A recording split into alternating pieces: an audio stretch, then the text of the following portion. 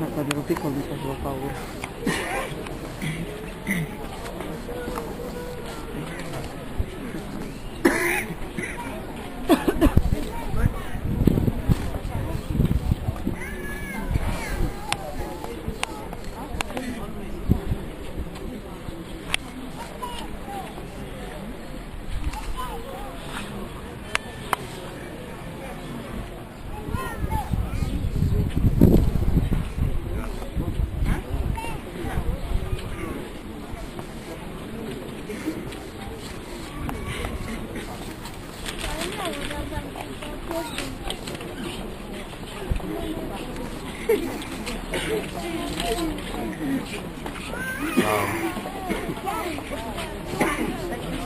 Prima stazione, Gesù è condannato a morte. Ti adoriamo Cristo e ti benediciamo.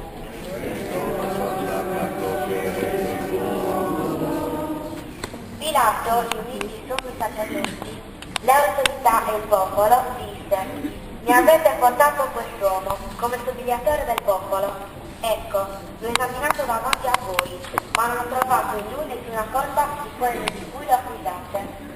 Essi però insistevano a gran voce, chiedendo che venisse crocifisso e le loro vite crescevano. Pilato allora decise che la loro richiesta fosse eseguita. Gesù non è vittima della forza del destino, è salito sulla croce perché l'ha voluto. La sua esitazione non è rassegnazione passiva, ma è accoglimento della croce, è accettazione della volontà del Padre, è una visione perfettiva che si schioda dalla situazione di condannati a vita.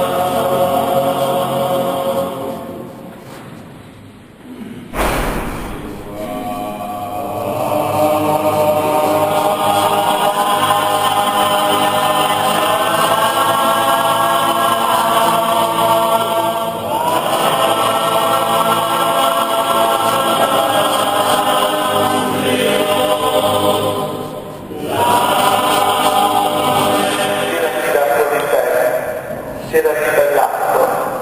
Tu avevi mandato dei serpenti velenosi che mordevano chi si allontanava da te.